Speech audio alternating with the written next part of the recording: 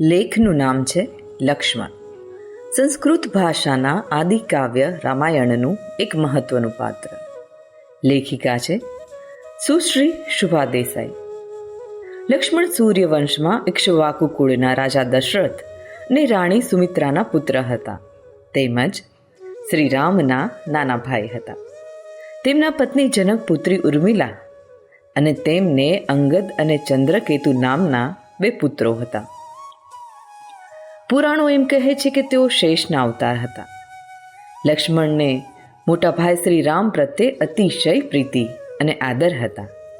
તેઓ આહાર, નિંદ્રા, ખેલ, મૃગયા વગેરેમાં રામની સાથે જ રહેતા. રામની જેમ જ તેઓ પણ દેખાવે આકર્ષક હતા.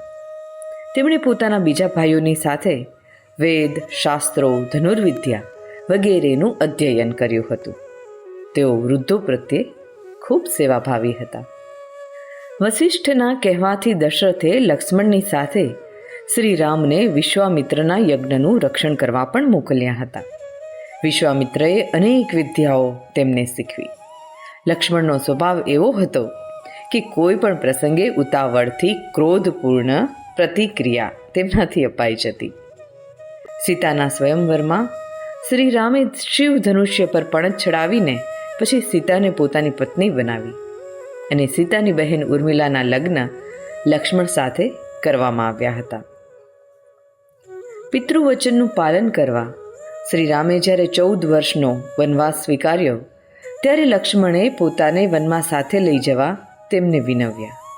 વનમાં 14 વર્ષ સુધી તેઓ તેમના પડછાયાની જેમ રહ્યા અને 14 વર્ષ સુધી આહાર અને નિંદ્રાનો ત્યાગ કર્યો.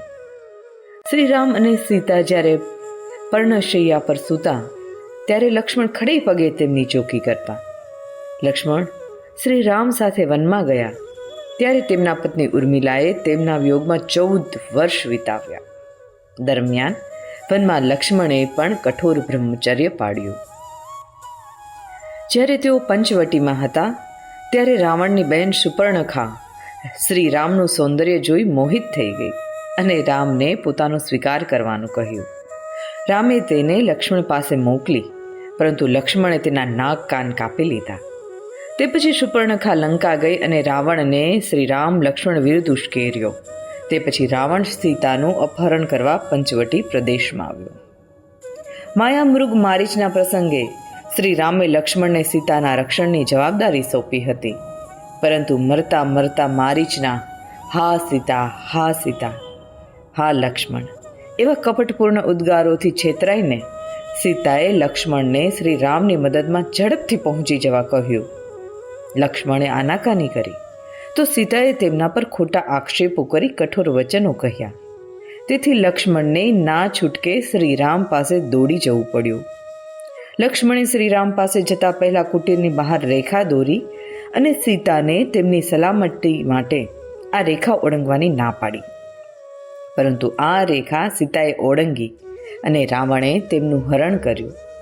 લક્ષ્મણે દોરેલી આ લક્ષ્મણ રેખા પછી સંયમ મર્યાદાના અર્થમાં જાણીતી થઈ. જય સોમનાથ.